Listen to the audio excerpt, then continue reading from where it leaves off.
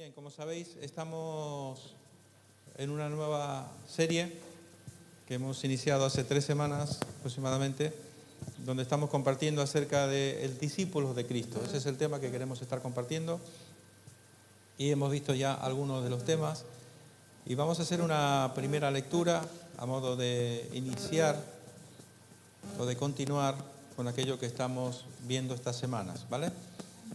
Y recuerda que la palabra es como martillo que golpea, ¿vale? Y que quiebra la piedra. Y es la intención, ¿vale? Que cada vez que leemos este pasaje o todos estos pasajes que hablan acerca del discipulado, el poder de la palabra de Dios se manifiesta en nuestra vida, rompa la dureza de nuestro corazón, rompa nuestra autosuficiencia, rompa nuestro orgullo, nuestra soberbia y que seamos humildes como ante la presencia del Señor a través de su palabra. Y dice este pasaje, Mateo 28, 18, 20, y Jesús se acercó y les habló diciendo, toda potestad me es dada en el cielo y en la tierra.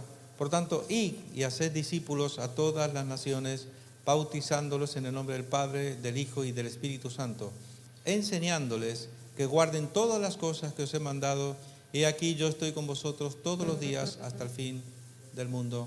Amén. Un minuto, vamos a orar. Padre, entregamos este tiempo en tus manos, pedimos tu gracia, pedimos tu presencia por tu Espíritu Santo, quien nos ha de guiar a todo aquello que es tu justicia y tu verdad, y que nos ha de hablar más aún, Señor, de lo que este humilde siervo, Señor, quiere compartir y de lo que tú has puesto en mi corazón para compartir esta mañana. Sé tú por tu Espíritu Santo, Señor, hablándonos a cada uno aquello que tú quieres hablar y produzcas ese fruto, Señor, que permanece para siempre, de acuerdo a tu voluntad para con cada uno de nosotros. En el nombre de Jesús. Amén. Bueno, un tema apasionante, verdaderamente, hablar acerca de la importancia de vivir este mandato de Jesús, donde nos dice que nosotros tenemos que ser discípulos y los discípulos, además, nos dice que tenemos que hacer más discípulos. Por tanto, es imposible que nosotros podamos hacer más discípulos o que Dios nos utilice para llevar a otros a ser discípulos de Cristo si primeramente nosotros no hemos sido discípulos. Porque nos está diciendo en este pasaje, claramente que se divide en varios puntos, enseñándoles que guarden todas las cosas, así como yo os he mandado. Y la promesa del Señor es que Él nos dice, no te dice que tú hagas esto sin más, sino que Él nos da la garantía de que Él estaría con nosotros en todo este trabajo de ir y hacer discípulos. Primeramente para que tú seas un discípulo y en segundo lugar para que tú puedas llevar a otras personas al punto de querer ser discípulos. Amén. Y bueno, qué bonito saber que el Señor va a estar con nosotros, ¿verdad? Cada vez que tú emprendas un proyecto de ganar un alma para Cristo y llevar a esa persona a un punto en el que Él quiera ser un discípulo. Pero recuerda que dijimos muy importante, un discípulo pierde toda autoridad cuando él no está viviendo lo que está enseñando. Lo que tendrá autoridad, lo que nos va a respaldar y va a tener el respaldo de Dios es cuando tú estás viviendo lo que estás predicando, lo que estás enseñando, ¿verdad? Muy bien, por tanto es una enorme responsabilidad.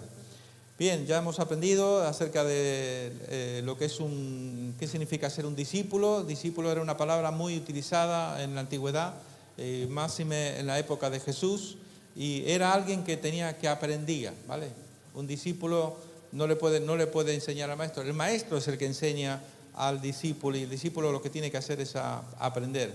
Y recordar que dijimos también que los judíos, los hebreos manejaban esto de una forma extraordinaria. Ellos sabían este principio de que cuando tú instruyes a niños en los primeros años de vida, eso va a marcar el resto de la vida de ese niño. Cuando él sea mayor y en él fue sembrado desde pequeñito el temor a Jehová, que es el principio de la sabiduría, cuando tú le has enseñado los mandamientos de Dios, cuando tú le has enseñado no solamente de palabras, sino que le has dado testimonio.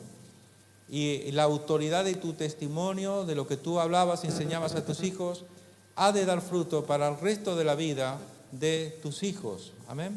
Muy importante, muy importante. Recordar que dijimos, no podemos dejar esta responsabilidad a los maestros de escuela dominical, ¿vale?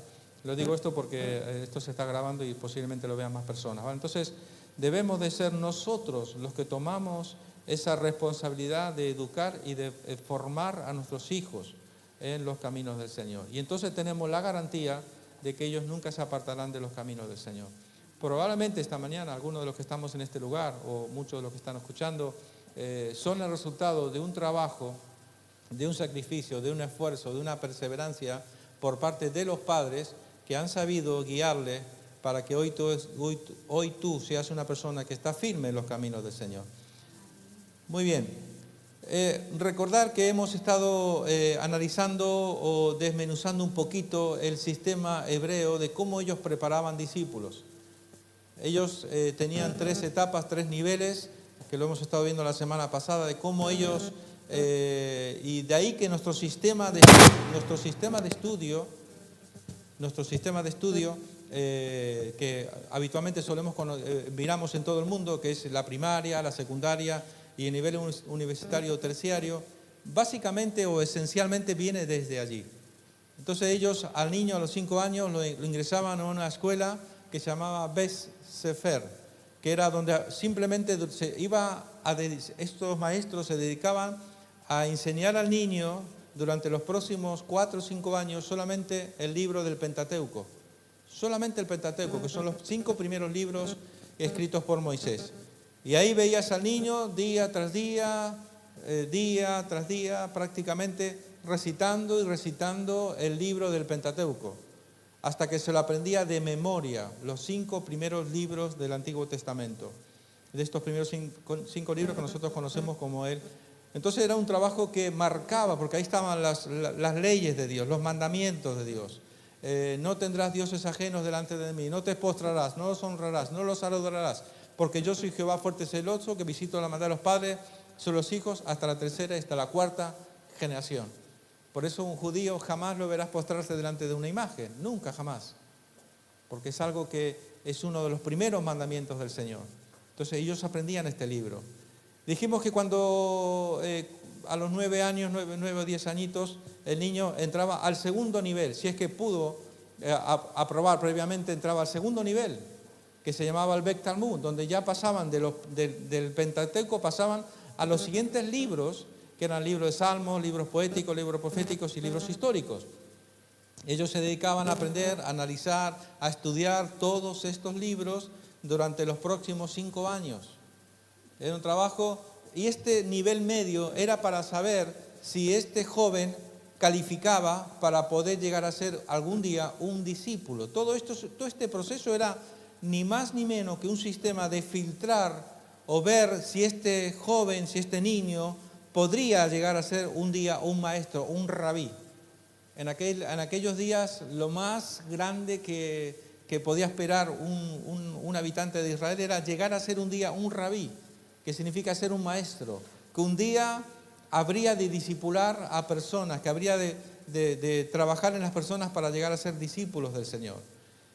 Pero lo cierto es que en este nivel medio algunos se quedaban por el camino y no calificaban, y entonces no les quedaba más remedio que dedicarse al arte familiar, al trabajo familiar. Y en aquellos días no había muchas opciones, o eran pescadores o eran carpinteros. Y entonces, por eso hacíamos la reflexión la vez pasada de que cuando el Señor llamó a muchos de sus discípulos, eran personas que, dice la Biblia, que eran del vulgo, que estaban pescando, que eran cobradores de impuestos, personas que no estaban estudiando en una escuela bíblica, vamos a decir así, ¿vale? Pero los que sí calificaban, dijimos, entraban a la escuela que se llama Beit Midrash, que era el último nivel donde el niño o el joven se iba a preparar para un día llegar a ser un discípulo, un rabí, mejor dicho.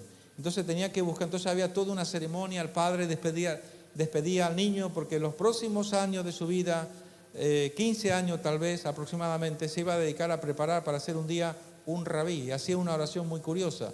Decía que el polvo de tu rabí cubra toda tu piel. ¿Os acordáis que os he explicado esto, verdad? Y cuando llegaba a la escuela bíblica, cuando llegaba a la casa donde estudiaban la palabra del Señor, el maestro le ponía la miel delante de él, y cuando estaba leyendo la Torá, le hacía mojar el dedo en la miel y luego pasaba el dedo por su boca. Y decía que la Torá sea tan dulce a tu paladar como esta miel a tus labios. Les enseñaban a amar la palabra a un nivel que nosotros tal vez jamás llegaremos a comprender. Todo esto para producir el proceso para ser un discípulo de Cristo. Bueno, pero nosotros estamos viendo en esta serie qué es ser un verdadero discípulo de Cristo. Y nosotros hemos entendido que ser un discípulo de Cristo, porque no es cuestión de ser discípulo o discípulo de no sé quién o de no sé cuánto, es ser discípulos de Cristo. Lo único válido delante del Señor es que tú y yo podamos ser discípulos de Cristo. Y para poder ser discípulos de Cristo, al único que tenemos que mirar es a Cristo. Del único que tenemos que aprender es de Cristo. Y debemos de imitar a Cristo en todos los aspectos. Por eso es difícil que tú puedas ser un discípulo yo creo que literalmente es imposible que tú puedas ser un verdadero discípulo de Cristo o un buen discípulo de Cristo si tú no tienes amor por la palabra, si tú no tienes amor por investigar, por estudiar la palabra, donde tú puedas ver a Cristo, qué hacía, qué decía, cómo se desenvolvía Jesús en esos 3 años de su ministerio. Por eso dijimos que Jesús tuvo el mejor de los institutos bíblicos, el mejor seminario del mundo, porque Él no cogió una gran multitud, solo cogió 12 hombres y le dedicó 3 años de su vida, 3 años y unos meses. Dedicó 3 años de su vida a preparar esos 12 para que esos 12 un día iban a cambiar el mundo entero. Lo cierto es que si nosotros medimos el ministerio de Cristo o el sistema de Cristo, podía llegar a ser cuestionable, en el sentido de que, aunque Él por momentos tuvo miles que siguieron a Cristo, que le seguían y que venían a Él no para estar con Él porque le apreciaban, ¿os acordáis? Decía esto que me seguís no porque viste las señales y creíste, sino porque comisteis y os saciasteis. Son los que se llaman los seguidores de Cristo, que están con Cristo o siguen a Cristo por los panes y por los peces. Lo único que les interesa de Cristo son los panes y los peces. Y son los cristianos que vienen al Señor o están en los caminos del Señor solamente interesados en que Dios les bendiga, en que Dios les dé esto o les dé lo otro. Pero el sistema de Cristo es que, si lo miramos en cuanto a numeración, fue un fracaso. Porque de los 5.000 que alimentó, los otros miles que estaban por allí, todos esos, cuando llegó el momento donde Jesús necesitó de sus amigos, ¿cuántos quedaban a los pies de la cruz de Cristo? Solamente un discípulo, que era Juan, el discípulo amado, y María, la madre de Jesús, que estaba allí a los pies de Cristo. Los demás estaban mirando de lejos. A la hora de la verdad, todos habían dicho, crucifícale, porque tuvieron la ocasión, el pueblo tuvo la ocasión de librar a Jesús de la muerte, de ser crucificado, ¿sí o no? Pilato intentó de todas las maneras, lo cambiamos no, queremos a Barrabás, un asesino, un terrorista, queremos a Barrabás. Pero entonces queréis que, sí, crucifícalo. El pueblo crucificó a Jesús. Esos mismos que habían comido, que habían sido sanados por Él, estos mismos fueron los que dieron la espalda a Jesús. Pero Jesús invirtió 3 años de su vida solamente en 12 hombres, y esos 12 hombres tuvieron la gracia y el favor de Dios de seguir el ejemplo de Cristo, a tal punto que esos hombres han revolucionado el mundo. El cristianismo hoy es una realidad que ha cambiado el mundo y ha tenido una fuerza tan increíble que en cualquier libro que tú abras encontrarás antes de Jesús, después de Jesús. Porque Jesús cambió el mundo, cambió la humanidad de una vez y para siempre. Y todavía queda mucho trabajo, ¿verdad? Debemos de seguir trabajando en esa visión de seguir haciendo discípulos para Cristo. Muy bien, nosotros nos hicimos la primera pregunta que estuvimos evaluando fue ¿qué es ser un discípulo? Y aprendimos acerca de qué es ser un discípulo de Cristo. La semana pasada estuvimos aprendiendo acerca del carácter de un discípulo. Ser un discípulo no es solamente aprender y aprender. No consiste en esto. Tú puedes saber la Biblia de memoria, pero quizás si eres una persona carnalmente muy carnal, aunque no es una palabra muy correcta en la forma de decirlo, sino eres una persona donde todavía hay mucha humanidad, donde todavía hay pasiones, donde todavía Cristo no ha trabajado en tu interior, porque el carácter expresa lo que hay dentro nuestro, ¿verdad? El carácter es una expresión. Por eso estudiamos y reflexionamos acerca del Sermón del Monte, donde Jesús explica la importancia de ser humildes, de ser mansos, de ser gente de paz, de amar al prójimo. Todo eso se produce en nuestra vida a partir de un encuentro con Cristo. Son elementos que nosotros entendemos que es un fruto de forma natural que se produce cuando tú estás con Cristo, cuando tú amas a Cristo y cuando tú quieres servir a Cristo. Bien, y hoy el tema que quiero compartir con vosotros es discípulos que dan fruto, ¿vale? Bueno, vamos a ir viendo poco a poco algunos temas, ¿vale? Por ejemplo, hay una frase suelta de Jesús en el Evangelio de Juan que me ha gustado y que quiero utilizar a modo de introducción, donde nos dice en Juan capítulo 15, versículo 8, nos dice: en esto es glorificado mi Padre, en que llevéis mucho fruto y seáis así mis discípulos. No sé si llegamos a entender lo que aquí Jesús está diciendo. Él está diciendo que para ser un discípulo de Cristo, para glorificar al Padre, Él dice que nosotros debemos de llevar mucho fruto, porque entonces vamos a ser sus discípulos. No sé si veis la conexión que presenta Jesús cuando dice que cuando hay mucho fruto, entonces seremos sus discípulos. Ahora bien, ¿qué es lo que estamos pensando nosotros cuando hablamos de fruto en nuestra vida? Puede ser que tu mente esté pensando algunas cosas. Vamos a ver lo que la Biblia nos dice.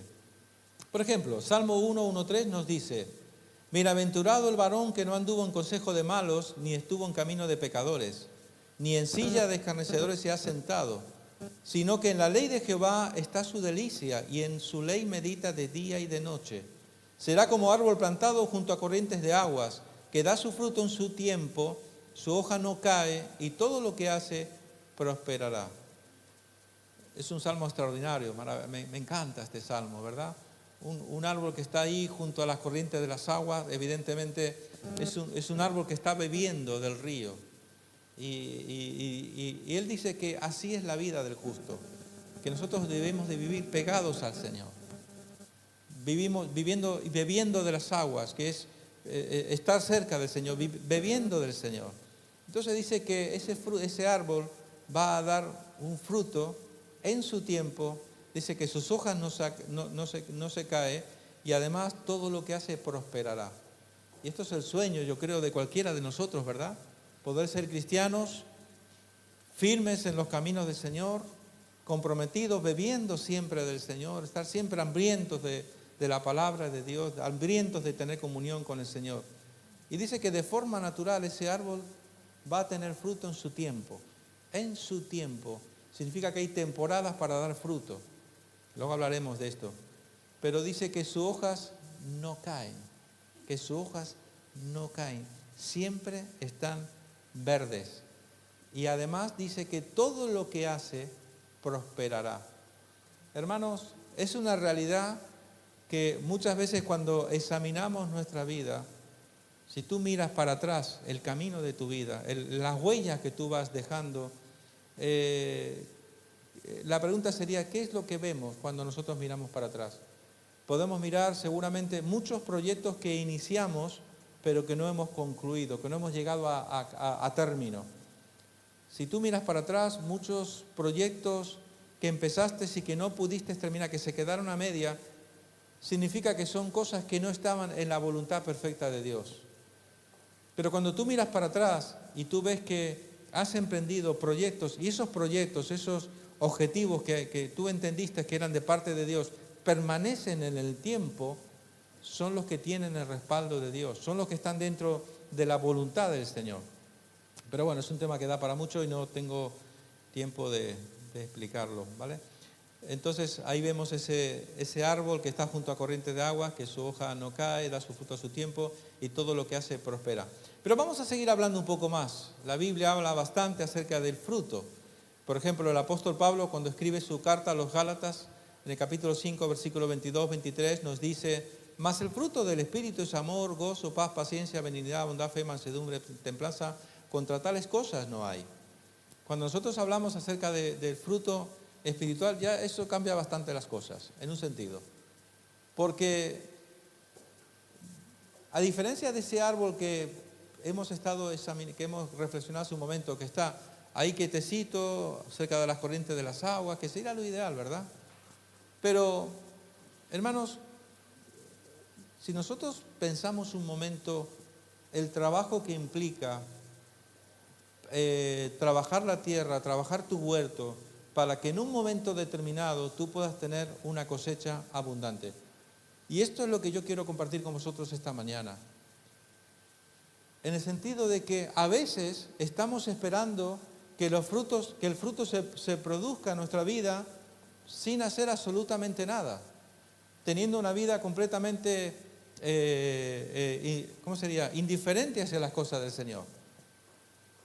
Podemos esperar y esperar y esperar, y seguramente que nunca vamos a tener ningún tipo de cosecha. No podemos estar esperando un fruto si nosotros previamente no hemos trabajado. Y de esto es lo que yo quiero compartir un poquito esta mañana, en la medida que el Señor me ayude con el tiempo. Y para ello yo quiero hablar acerca de la parábola de los talentos. Y vamos a leer en Mateo 25, lo voy a dividir en 3 partes, ¿vale? Porque es un poquito largo, pero vamos a mirar tres partes.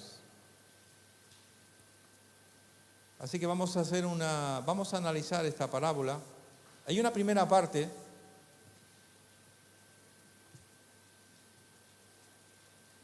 en Mateo 25 donde nos dice, y he puesto como título, distribución de los talentos. Y nos dice así: porque el reino de los cielos es como un hombre que yéndose lejos, llamó a sus siervos y les entregó sus bienes. A uno dio 5 talentos y a otro 2, y a otro 1, a cada uno conforme su capacidad, y luego se fue lejos. Y el que había recibido 5 talentos fue y negoció con ellos y ganó otros 5 talentos. Último versículo, 17. Presta atención. Y asimismo el que había recibido 2, ganó también otros 2. Pero el que había recibido 1 fue y cavó en la tierra y escondió su dinero, el dinero de su señor. ¿Qué le dice a usted esto?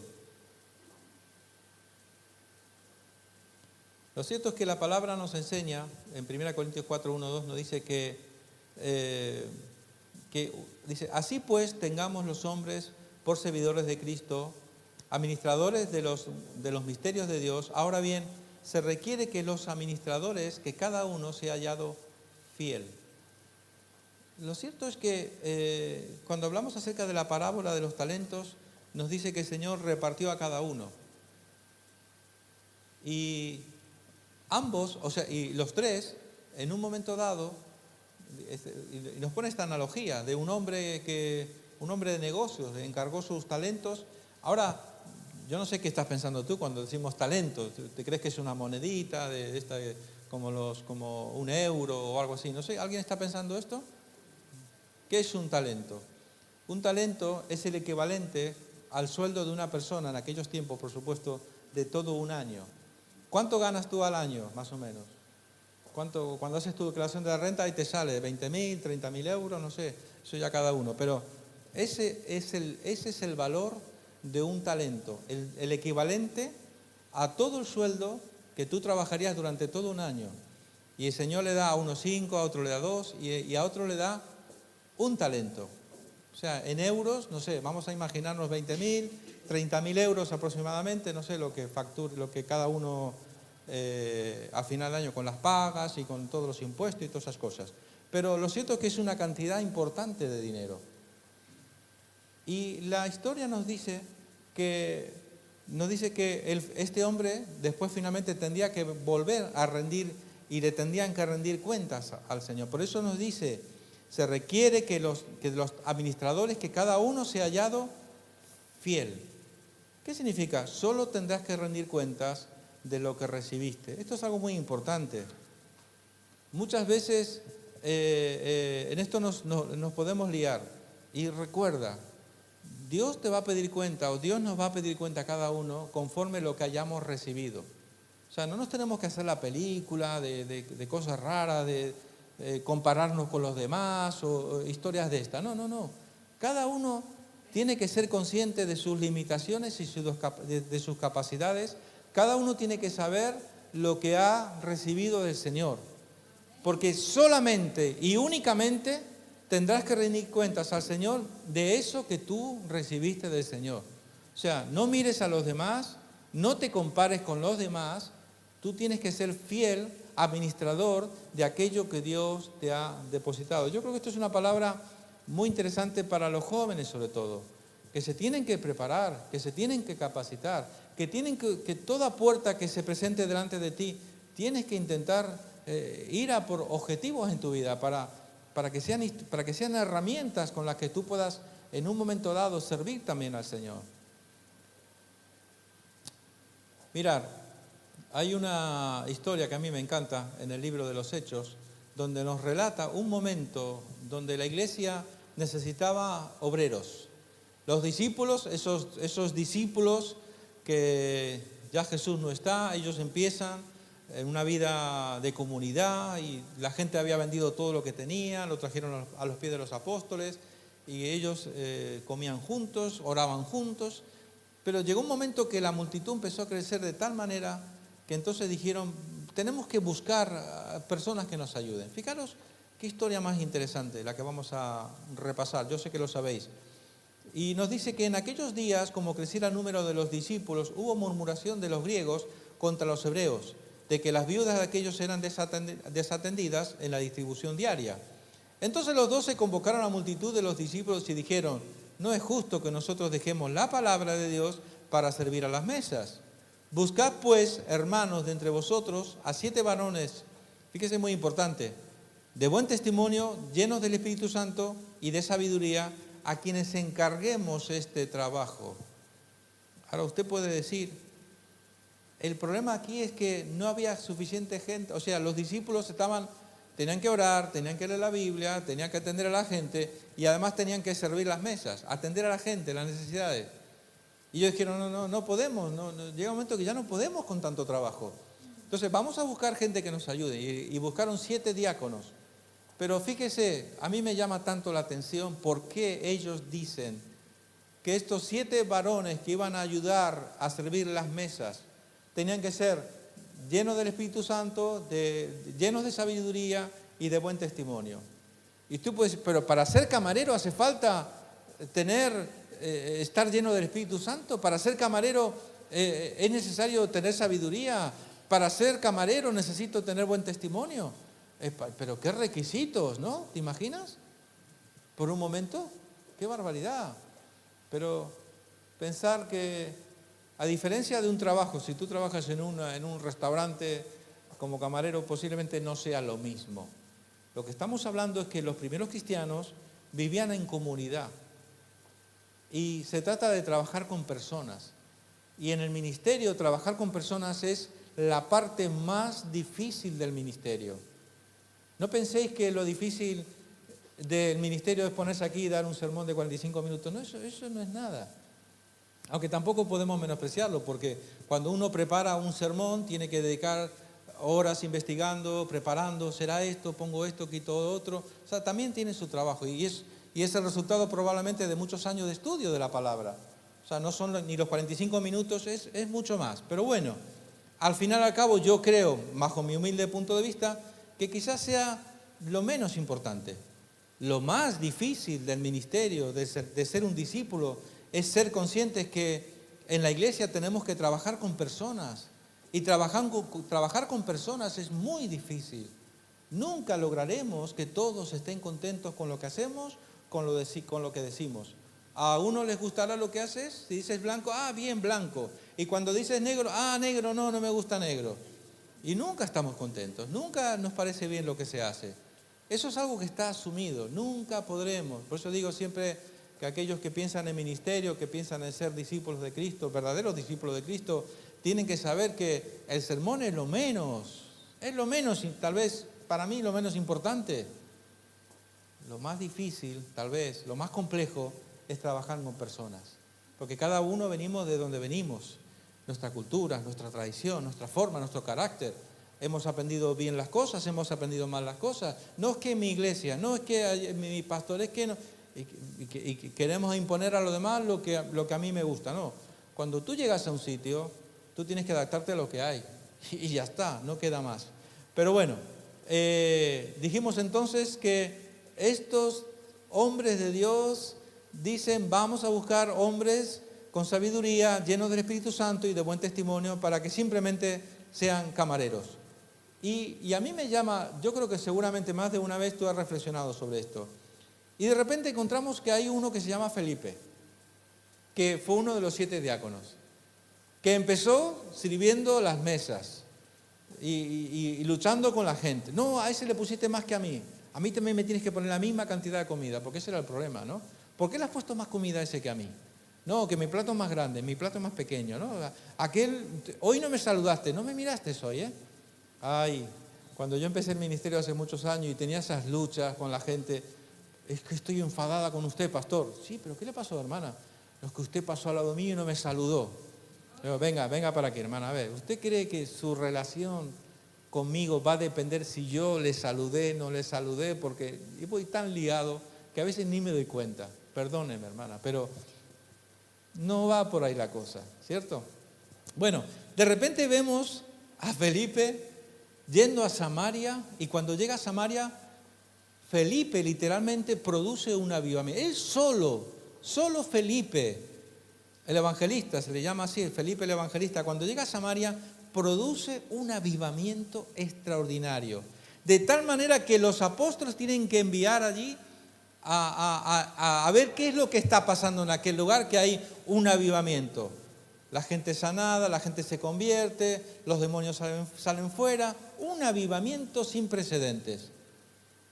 El salto cuantitativo que vemos en la vida de Felipe, de estar sirviendo las mesas a ser un evangelista que está ganando miles de almas para Cristo, ¿cómo se puede explicar esto? De la única manera que se puede explicar es que el que sirve, vale. Para no repetir la palabra sirve. El que sirve para el Señor. Queda mal, ¿verdad? El que sirve, el que sabe servir, no le importa en lo que sirva.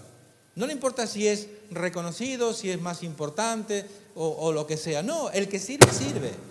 El que sirve vale delante del Señor. Amén.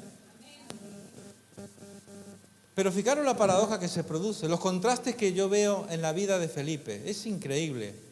Porque empieza sirviendo las mesas, un avivamiento en Samaria. Y cuando estaba en mitad de un avivamiento, el Señor le dice, ahora te vas a ir al desierto, donde no está ni el gato allí. Ahora te vas a ir al desierto, porque tengo preparado algo para ti. Y Felipe obedeció. ¿Tú dejarías un avivamiento para irte al desierto, donde no hay nadie? ¿Qué hay en el desierto? Nada.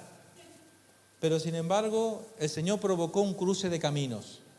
Y Felipe se va a encontrar con el eunuco el etíope que era un ministro de Economía, ¿no? de Etiopía, un hombre súper importante, que iba leyendo el libro de Isaías y no se enteraba de nada.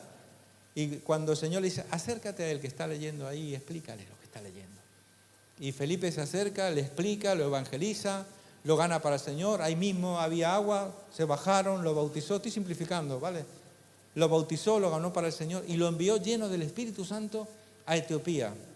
Y fue el primer misionero que salió de Israel para ir a ganar toda una nación para Cristo. Y ahí se encuentran todavía rastros de aquel encuentro que el Señor Felipe tuvo con aquel etíope.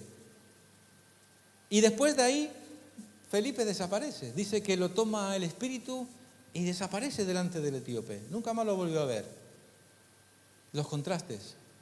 Cosas pequeñas, cosas grandes, cosas pequeñas. No importa. Lo importante es, donde tengas una oportunidad para servir al Señor, sírvele al Señor. No lo hacemos a los hombres, para agradar a los hombres, lo hacemos para el Señor. El día que la iglesia del Señor entienda este principio, qué diferente sería la iglesia del Señor. Porque el que sirve, vale. El que sirve, sirve. Y el que no sirve, no sirve. Mirad, otro de los diáconos que aparece en la historia. ¿Sabéis quién es este? Esteban, el primer mártir de la iglesia. Esteban fue otro de los hombres escogidos por la multitud. De esos 7 diáconos, hombres llenos del Espíritu Santo, de buen testimonio y de sabiduría. Y todo esto, fijaros qué increíble. Esteban, lo único que hizo en su ministerio fue dar un solo sermón. En todo su ministerio, que fue un ministerio récord, solamente predicó una sola vez. Pero fue una de las, si tú estudias, si tú analizas la predicación de Esteban que hizo a los judíos, era extraordinario, de tal forma que no había manera de rebatir cómo él había presentado toda la historia de Israel hasta llevarle a que Cristo era el Mesías que ellos estaban esperando. Pero ellos, en vez de aceptar el mensaje de Cristo de salvación, se enfadaron, se enfurecieron y levantaron calumnias y mentiras contra Esteban. Y al final acabó apedreado. Y sus últimas palabras fue: Padre, perdónalos porque no saben lo que hacen. Igual que su maestro, que es Jesús, ¿verdad? Igual que nosotros, ¿verdad? Cuando nos hacen daño. Padre, perdónalos porque no saben lo que hacen. ¿Verdad que lo hacemos? Pero sus últimas palabras fueron, dice que él vio el cielo abierto y a Jesús sentado a la diestra del Padre. Y vio toda la gloria del Señor. Los cielos se abrieron y vio la gloria del Señor. ¿Podía el Señor salvarlo, librarlo del apedreamiento? Claro que sí. Y aquí queda demostrado la tesis de que de un apedreamiento normalmente nadie sobrevive. Por eso decimos y afirmamos que el apedreamiento de Pablo fue mortal. Pablo murió, pero resucitó. De ahí que viene con esas visiones que tuvo y que no se le permite hablar de ellas, ¿verdad? Pregunta, un ministerio récord, solamente para predicar una vez y luego marcharse directamente a la presencia del Señor. Los caminos del Señor a veces son misteriosos, ¿verdad? Pero lo cierto es que ambos sirvieron al Señor.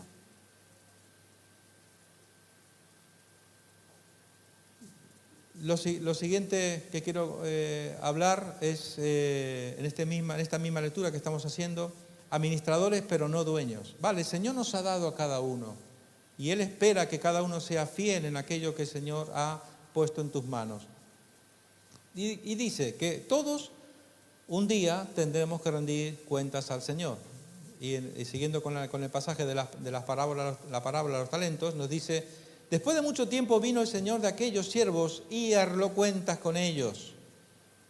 Estos siervos somos nosotros, que nos quede claro. Y arregló cuentas con ellos. Y llegando al que había recibido 5 talentos, trajo otros 5 talentos, diciendo: Señor, 5 talentos me entregaste, aquí tienes, he ganado otros 5 talentos sobre ellos. Y su Señor le dijo: bien, buen siervo fiel, sobre poco has sido fiel, sobre mucho te pondré. Entra en el gozo de tu Señor. Y llegando también el que había recibido 2 talentos, dijo: Señor, 2 talentos me entregaste, aquí tienes, he ganado otros 2 talentos sobre ellos. Y aquí viene la historia. Su Señor le dijo: bien, buen siervo fiel, sobre poco has sido fiel, sobre mucho te pondré, entra en el gozo de tu Señor. No sé si me he comido un versículo, pero quería contar aquí una historia que me vino al corazón cuando estaba preparando el mensaje. Y me acordé de algo, no tiene nada que ver esto no sé, lo cogí de internet. Pero lo cierto es que me contaron una historia muy bonita. No sé si, yo espero que pueda traer alguna enseñanza, aportar alguna enseñanza a nuestras vidas. Y lo cierto es que hubo lo típico que ocurre muchas veces en las iglesias, ¿vale? De que el misionero viene, que hemos enviado un misionero al África y ahí todos entregando nuestros aportes, nuestro granito de arena para enviar a un misionero a evangelizar a aquellos que no conocen al Señor. Y lo cierto es que siempre ocurre de que los misioneros, cuando van a volver, vienen en un tiempo de descanso, cuando ellos tienen que volver, normalmente ellos suelen pedir ayuda. Bueno, hermano, hay algo que no te sirva en tu casa, puedes ayudarnos económicamente, puedes ofrendarnos algo para ayudarnos en el ministerio. Llevamos años trabajando allí, la obra es muy dura, la obra es muy difícil. ¿Nos podías ayudar con algo? Y resulta que había un hermano, una familia, que era muy pobre, muy pobre, muy pobre. No tenía nada. Oye, dice, quisiéramos poder dar una ofrenda económica, no podemos. Quisiéramos poder dar algo, no sé, ropa, alimentos, comida, no tenemos nada, no tenemos ni para nosotros. Y tenía una carga tan grande en su corazón de qué puedo hacer para ayudar a esa obra misionera. ¿Cómo me gustaría? Y un día encuentra en su casa una caja de clavos viejos y oxidados. Y él dijo, es lo único que tengo, lo único que tengo. Entonces fue y habló con el misionero, hermano, mire, yo lo único que tengo es una caja con clavos viejos y oxidados. Y el hermano, todo es bienvenido para la obra del Señor. Traiga la caja de clavos viejos y oxidados, tráigalos, no se preocupe, tráigalos. Y el hermano, ¿para qué querrán una caja de clavos viejos y oxidados? Bueno, como es lo único que tengo, yo lo voy a entregar con todo mi amor, con todo mi cariño. Para algo valdrá seguramente. Y los hermanos llevaban mucho tiempo trabajando en aquel lugar, en aquella aldea, mucho tiempo, intentando ganar almas para el Señor, testificando, trabajando con el pueblo, con los niños. Y lo cierto es que habían tenido muy poco fruto, muy poquitas almas se habían podido ganar para el Señor. Los misioneros vuelven a la ciudad, a la aldea, donde estaban trabajando como misioneros, y lo cierto es que al poco tiempo cayó una tormenta de estas tipo huracán salvaje, donde todos los techos de las casas empezaron a salir volando. Los techos eran de chapa, los techos empezaron a volarse. Y los hermanos dijeron, ¿qué podemos hacer? ¿Qué podemos hacer? ¿Cómo les podemos ayudar al pueblo? Que sea un testimonio para ganarlos para Cristo. Y entonces se acordaron de la caja de clavos. ¡Ay, tenemos clavos! ¿Qué os parece si salimos y ayudamos a la gente a clavar los techos que se han volado? Y fue tan impactante, esos clavos viejos y oxidados de repente tuvieron una utilidad vital que ayudaron a que mucha gente pudiera reponer las chapas que se habían volado de sus casas. ¿Sabéis cuál fue el resultado? Que muchas almas entregaron su vida a Cristo por los clavos viejos y oxidados, que en el momento justo estaban allí para ayudar. Todo en el Señor sirve. Y a veces este hermano ganó más almas para el Señor que todos los años y todos los que habían dado mucho dinero, que habían mandado, vete a saber cuántas cosas. Este hermano que no tenía nada, pero que tenía un corazón dispuesto, que quería servir al Señor, pero no tenía oportunidad, y lo único que tenía era una caja de clavos viejos y oxidados. Y él ganó más almas que todos juntos. ¿Cómo se explica esto? Son los misterios. Yo creo que el que quiere servir, el Señor nos va a dar la oportunidad de hacerlo. Seguimos con la historia. Rendiremos cuentas al Señor de los talentos recibidos. Y aquí viene la historia. Pero llegando también el que había recibido un talento, dijo, Señor, te conocía que eres hombre duro, que ciegas donde no sembraste y recoges donde no esparciste. Por lo cual tuve miedo y fui y escondí tu talento en la tierra. Aquí tienes lo que es tuyo. Respondiendo su señor, le dijo, siervo malo y negligente, sabías que ciego donde no sembré y que recojo donde no esparcí. Por tanto, debías haber dado mi dinero a los banqueros y al venir yo hubiera recibido lo que es mío con los intereses. Quitarle pues el talento y darlo al que tiene 10 talentos, porque el que tiene le será dado y tendrá más, y al que no tiene, aún lo que tiene le será quitado. Y al siervo inútil echarle en las tinieblas de afuera, allí será el lloro y el crujir de dientes. Es cuestionable, no sabemos si aquí está hablando de salvación literal, pero sí se puede interpretar de que llegado a este punto, que un día,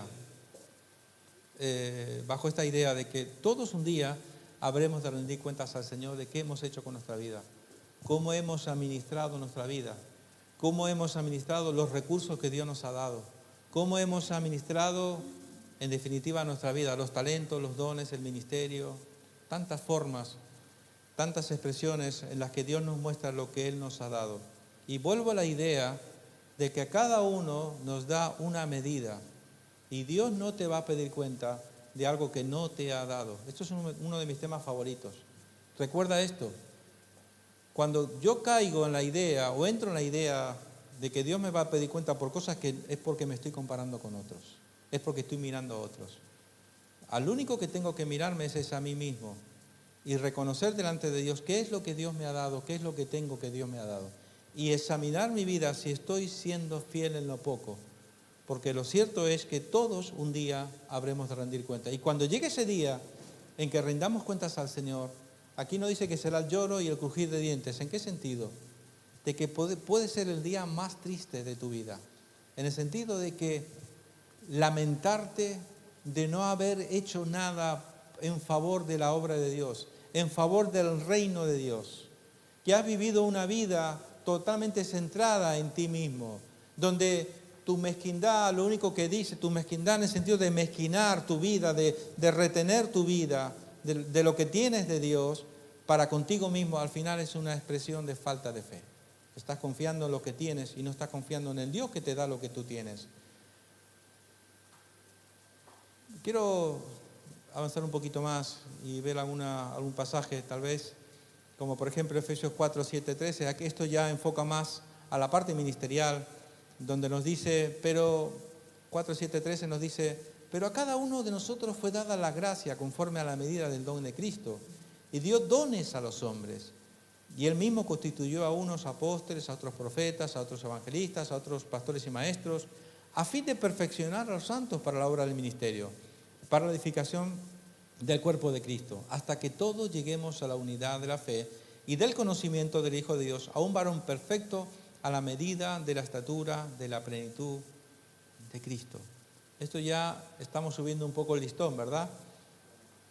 Pero también nos dice este mismo pasaje, para que ya no seamos niños fluctuantes, llevados por doquiera de todo viento de doctrina, por estratagema de hombres que para engañar emplean con astucia las artimañas del error, sino que siguiendo la verdad en amor crezcamos en todo, en aquel que es la cabeza, esto es Cristo, de quien todo el cuerpo bien concertado y unido entre sí por todas las coyunturas que se ayudan mutuamente según la actividad propia de cada miembro, recibe su crecimiento para ir edificándose en amor.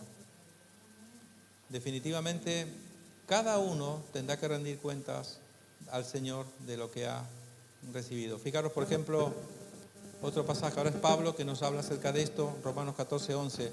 Porque escrito está, vivo yo, dice el Señor, que ante mí se doblará toda rodilla y toda lengua confesará a Dios, de manera que cada uno de nosotros dará a Dios cuenta de sí. Yo podría poner cantidad de versículos que hablan acerca de la conciencia que tenían los discípulos de que un día todos vamos a rendir cuentas al Señor. Segunda de Corintios 5:10 también nos dice, porque es necesario que todos nosotros comparezcamos ante el tribunal de Cristo, para que cada uno reciba según lo que haya hecho mientras estaba en el cuerpo, sea bueno o sea malo. En otras palabras, no solamente, ahora ya es un poco más complejo el asunto, porque no solamente habremos de rendir cuentas al Señor de aquello que no hicimos pudiéndolo hacer, porque la Biblia es clara en este sentido, que el que sabe hacer lo bueno y no lo hace, ¿qué dice la Biblia? Es pecado delante de Dios. Esto es un hecho. Ahora, imagínate, ya es malo no hacer lo que deberíamos de hacer, eso significa negligencia, irresponsabilidad, no ser un buen mayordomo, pero imagínate, dice aquí, de lo bueno y de lo malo. Lo malo significa que hay cosas que hacemos mal, que pensamos, no, Dios es tan bueno, Dios es tan misericordioso, Dios es amor, no pasa nada. La salvación es por gracia. Todos un día pasaremos por el tribunal de Cristo y no es el tema, pero a una oportunidad tal vez hablaremos de eso. Quiero ir terminando, pero me faltan algunos versículos que voy a tener que recortar un poquito. Yo quería hablar básicamente acerca de la importancia de que cada uno busquemos nuestro lugar en el cuerpo de Cristo. Fijaros, voy a ir rápido. Dice en Romanos 12, 3, 7, por ejemplo, hay una primera pincelada del apóstol Pablo que nos dice: digo pues, por la gracia que me es dada, a cada cual que está entre vosotros, que no tenga más alto concepto de sí del que debe de tener, sino que piense de sí con cordura, conforme a la medida de la fe de Dios que Dios repartió a cada uno. Porque de la manera en que un cuerpo tenemos muchos miembros, pero no todos los miembros tienen la misma función. Así nosotros, siendo muchos, somos un cuerpo en Cristo y todos miembros los unos de los otros. De manera que, teniendo diferentes dones, según la gracia que nos es dada, si el de profecía, úsese a la medida de la fe, o si de servicio, en servir, o el que enseña, en la enseñanza. Voy a ir un poquito rápido. Voy a pasar al siguiente pasaje que me interesa un poco más. En capítulo 12, versículo 14 de Corintios, por ejemplo, también nos dice: porque un solo espíritu fuimos todos bautizados en un cuerpo, sean judíos o griegos, sean esclavos o libres, y a todos se nos dio de beber de un mismo espíritu. Además, el cuerpo no es un solo miembro, sino muchos. Si dijera el pie: ¿por qué no soy mano? No soy del cuerpo. Por eso no será del cuerpo. Y si dijere la oreja: ¿por qué no soy del cuerpo? No soy del cuerpo. Por eso no será del cuerpo. Si todo el cuerpo fuere ojo, ¿dónde estaría el oído? Si todo fuese oído, ¿dónde estaría el olfato? Mas ahora Dios ha colocado los miembros, cada uno de ellos, en el cuerpo como Él quiso. Porque si todos fueran un solo miembro, ¿dónde estaría el cuerpo? Pero ahora son muchos los miembros, pero el cuerpo es uno solo. Ni el ojo puede decir a la mano: no te necesito, ni tampoco la cabeza a los pies: no tengo necesidad de vosotros. En definitiva, lo que estamos hablando, para ir terminando ya, es que el Señor nos llama a la iglesia el cuerpo de Cristo, y que en el cuerpo de Cristo hay diferentes miembros. Y ponen el ejemplo nuestro de un cuerpo humano.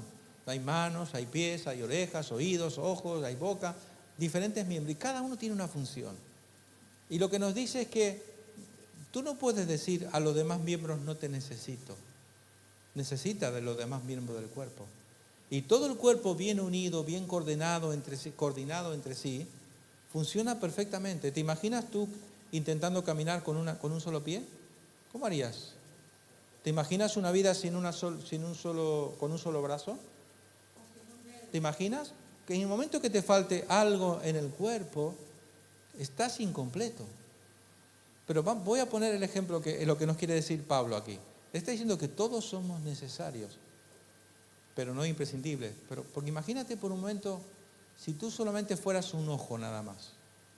Un ojo que todo lo ve, todo lo sabe. Un ojo gigante, ¿verdad? Que no tiene pies, no tiene manos, no tiene oídos, solo un ojo gigante. Primero, que sería algo horrible, ¿verdad? Horrible. ¿Qué haría ese ojo?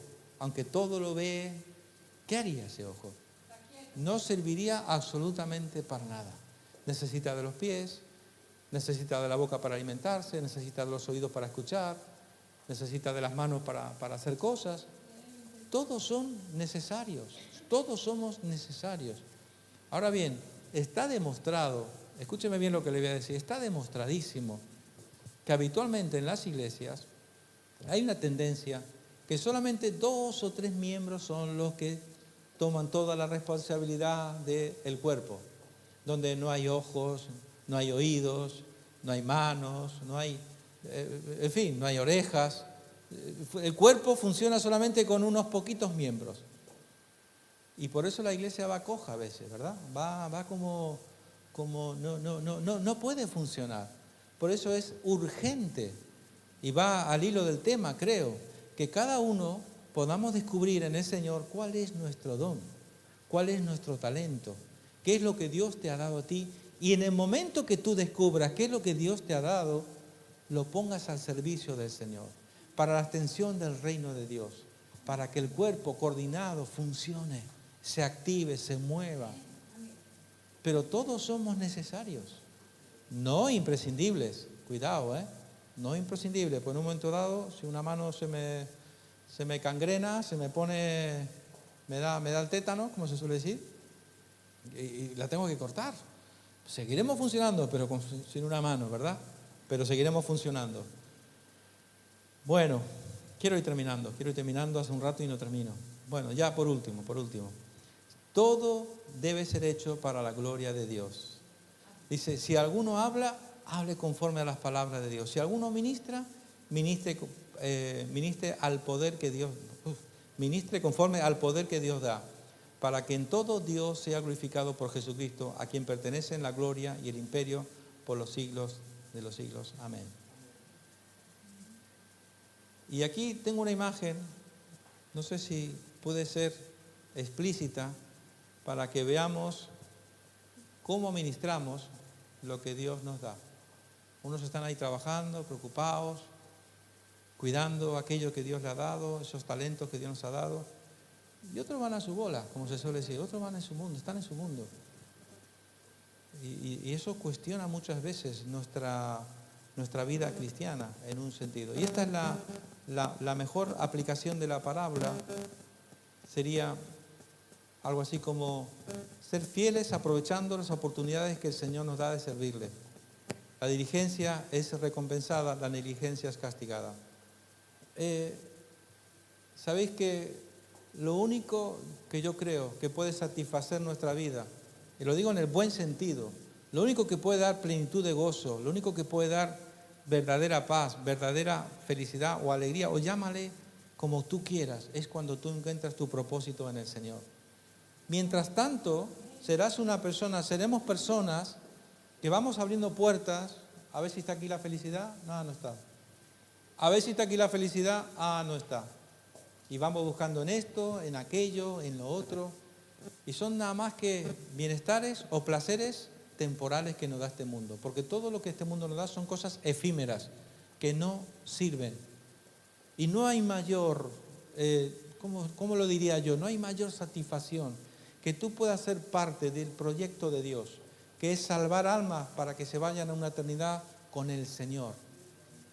Y es lo único que te vas a llevar. Lo que tú puedas servir al Señor es lo único que te vas a llevar. ¿O crees que vale, este mundo puede valer? ¿Cuánto vale la salvación de un alma? ¿Cuál es el valor para salvar un alma, para ganar un alma para el Señor? ¿Cuánto dinero vale la salvación de un alma?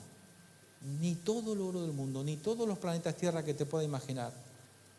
Pero sin embargo, algo tan sencillo como la sangre de Cristo vertida en la cruz es suficiente para ganar un alma para Cristo.